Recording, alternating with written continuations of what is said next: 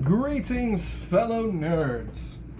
It has been a while since I've done a deck showcase, so I figured I'd bring back out my favorite deck. This is the updated version of Paradox Sisay. Let me just double check this camera, which I probably should have done before. There we go, that's good enough. Just hold it right up there. Probably should have done that before I started this video, but screw it. So, this is still the same general focus. We're still going for Paradox Engine, infinite combo kind of fun stuff. But we have a new route to get there. And I will show you that a little bit later. So let's just start going off of going We're going to start going through the creatures real quick.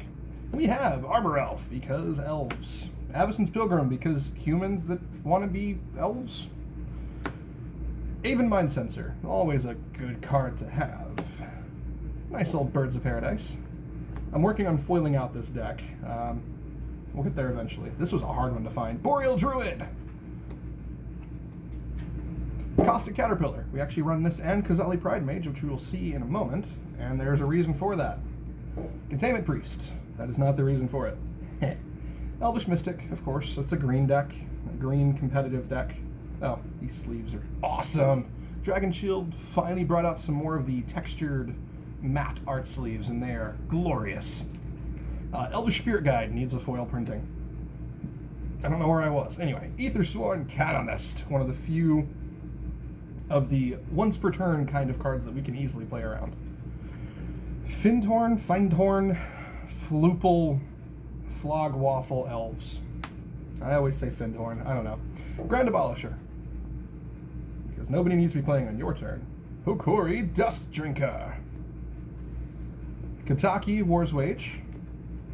Linvala, Keeper of Silence. That's one I really want to foil out soon. Llanowar Elves. Probably my favorite art. No, definitely my favorite art. Easily. We're testing out Manglehorn. We'll see how that goes. I'm not sure if it's CEDH worthy, but it blows up things and slows them down. Doesn't affect us, so cool. Priest of Titania, because CEDH.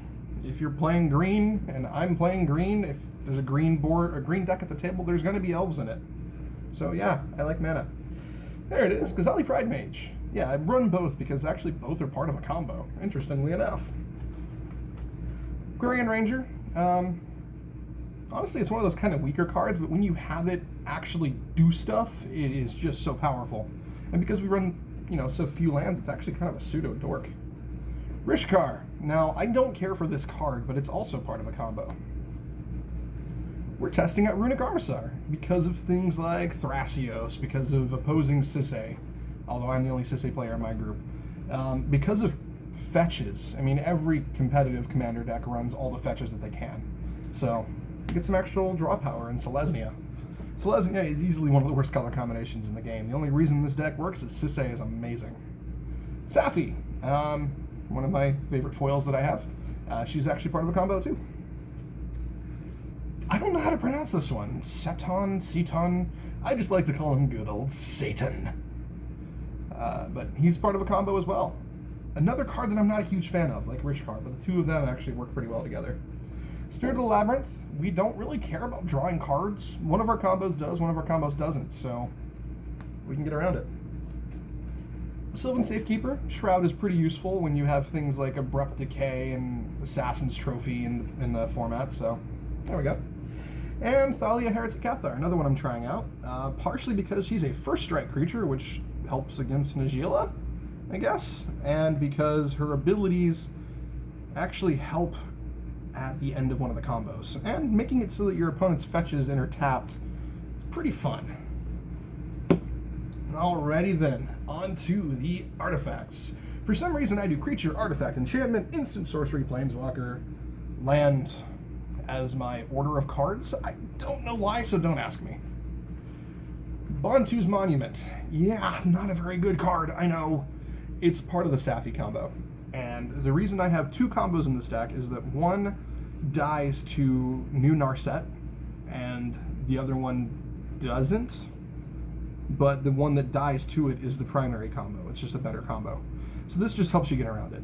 So this, Sisay, Bow of Nylea, and Safi, while you can produce 4 mana each Paradox Engine untap. gives you an infinite combo. You just infinitely drain their life. Bow of Nylea, still part of both combos. Chrome Mox, because we need ramp. The deck has about 52 mana sources right now, so it is over half mana.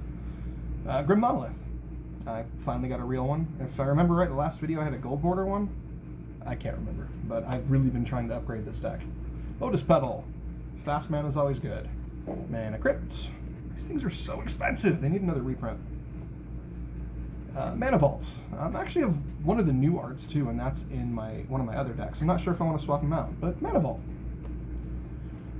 Mox Amber, part of the combos actually. So the main mana sources you go for when you start comboing off are Mox Amber, then Mox Opal, then Rishkar, then Satan, and then Rishkar. By the time you get through all that, you're producing 4 mana each untap, and that's pretty much enough to combo out. I know the previous versions used 3 mana, but we cut cards like Inventor's Fair and Azusa because they're pretty bad. Mox Diamond, I got a foil. So happy about that. Mox Opal. Shiny! I got this Paradox Engine a while back as a gift, and I'm very happy about that. This thing is gorgeous. Running Pithing Needle right now, it's kind of a placeholder. Unfortunately, in competitive Commander, there are not 100 good cards in Selesnya. It's just the way it is. So this is fine for my meta because there are people who play Thrasios, and we're getting some Urza players. That's really all it's there for. If we get a better card, then I'm going to be dropping it pretty much immediately. Relic of Progenitus, another placeholder. It's really just because we have a Gitrog player. I don't know. I mean, it's draw power, it's exiling graves. It doesn't really do much, honestly, but there it is. Placeholders. I mean, that's the problem. You gotta do that with these placeholders, or with these cards if there's not enough good cards. English. I know how to speak it, I swear. Sisay's Divining Top. This is a bad card in Commander. It really is. It doesn't do anything. However, in one of my combos, which the main card is actually next, this is played infinite times to infinitely draw the deck. You play it, draw a card, find it from your deck, play it, draw a card, find it from you'll see. Now, this is one of the reasons I love this deck so much. This is arguably the only competitive Commander deck with a meme as a win con. We have a flavor win in the boat! Skyship Weatherlight. I'm going to see if I can get this a little bit closer so you can see it. I hope I've been showing the cards well enough so that you all can see them. Anyway, so the way the boat works is when it enters a battlefield, you exile a bunch of creatures and artifacts from your deck. Then you can pay 4 mana, tap it, to add one of those at random to your hand. So this is one of the places that 4 mana you're producing comes in really handy. So you go through the combo to get Rishkar and the Moxen and all that other stuff. And then you start playing legendaries from your deck, like you'll throw Thalia on the board, you'll grab Safi, you'll grab the Bantu's Monument for whatever reason. You're going to grab all of your legendaries that cost 3 or less, and you're going to play them on the board until you just have generated a lot of mana. And then you're going to put all of your rocks and Caustic Caterpillar or Kozali Pride Mage and Sisay's Divining Top into the boat. So cast it, untap your mana, add your mana, whatever. Grab a random card, cast that card, untap all your stuff. Grab a random card, cast that card, untap all your stuff. So the boat lets you play all of your artifacts, and it doesn't just grab legendaries. So you're going to grab your Grim Monolith, you're going to grab your Mana Crypt, your Soul Ring. You're going to grab so much stuff. And then you're going to grab the Sisay's Divining Top that's going to draw you a card. Now you keep doing this repeatedly. Each time that you go, after you've got all your rocks on the board, you just put you get Bow of Nylea on the board as another one of your legendaries. So each time you do that, you just put Sisay's Divining Top in the boat. And you cast it, draw a card. And this whole time, you're generating way more mana than you need. So, draw your entire deck. Then you're going to cast Beast Within on every single permanent your opponents control. And you're going to keep doing this. You're going to draw the Beast Within, play Sisay's Divining Top. You're going to keep yourself alive with Green Sun Zenith. And then you get to the point where all their permanents are beasts.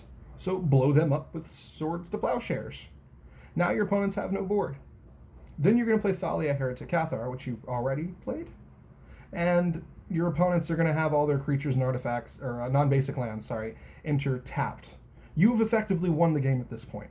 Because you can just keep going through this combo during your turns, and you're going to play Silence, and you're going to play Autumn's Veil and Veil of Summer to stop a lot of these kinds of things. Although I guess it doesn't really affect you all that much.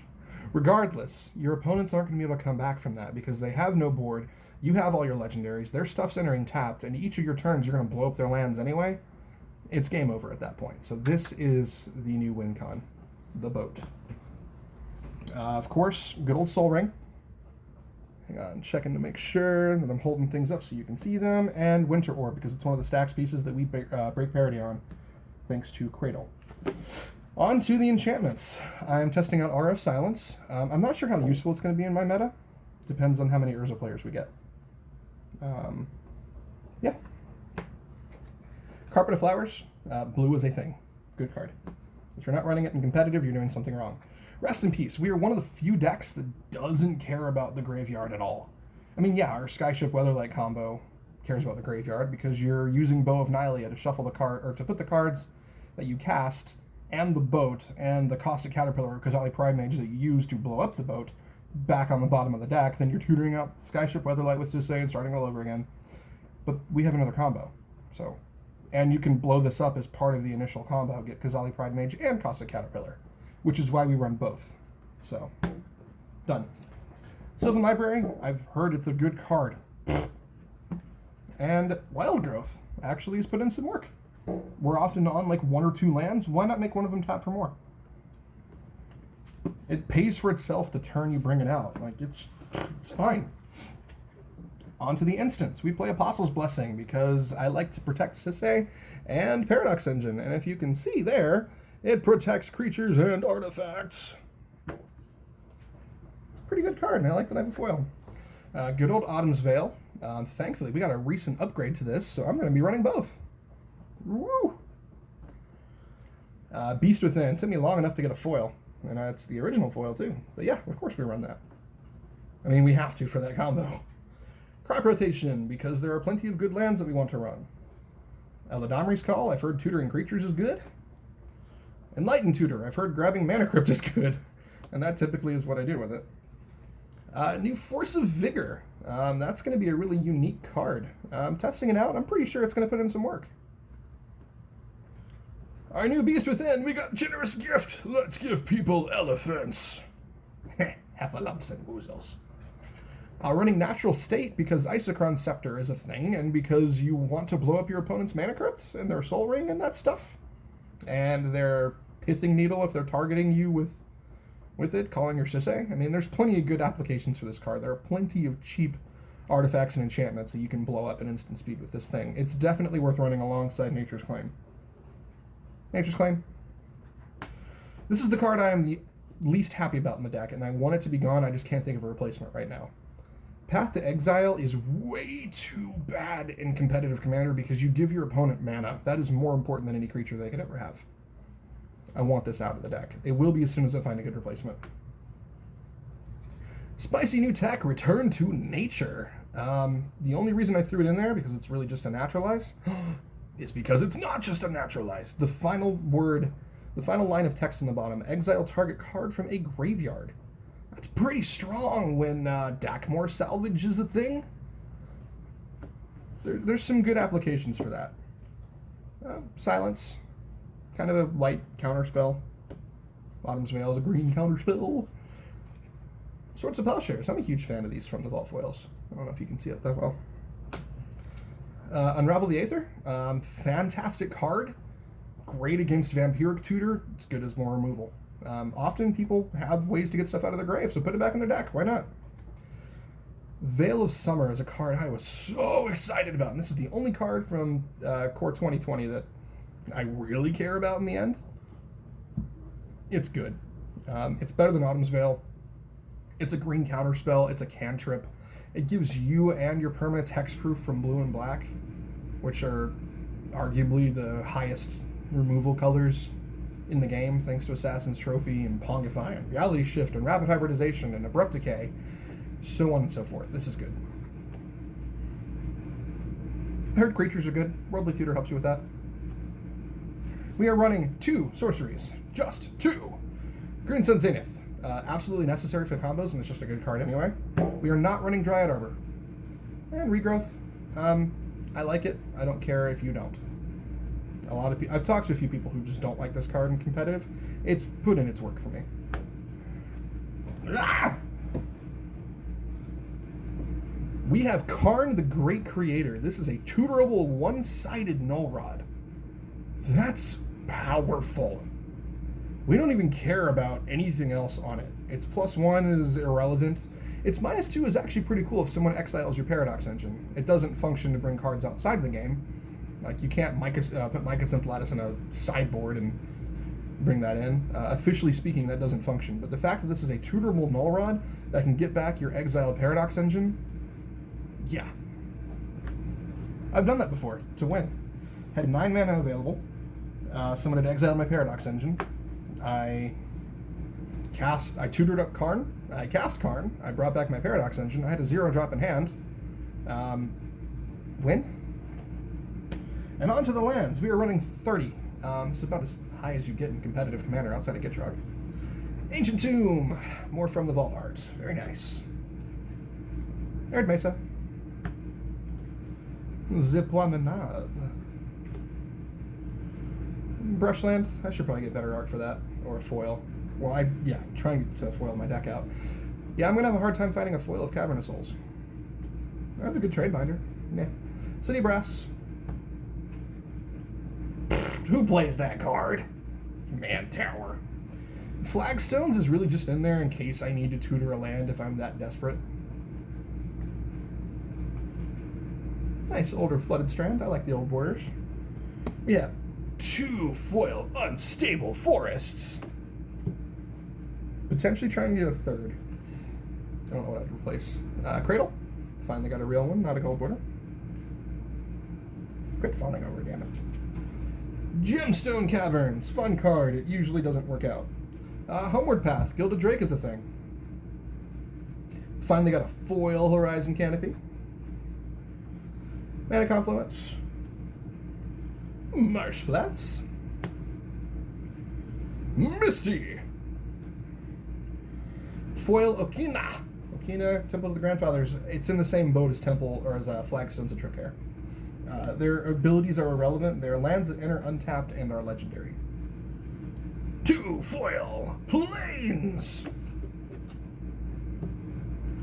That new Prismatic Vista. It's a really cool card. This is one of the reasons that I kind of want to maybe put in another forest and another plains. I'm running 8 fetches and 6 fetchable targets.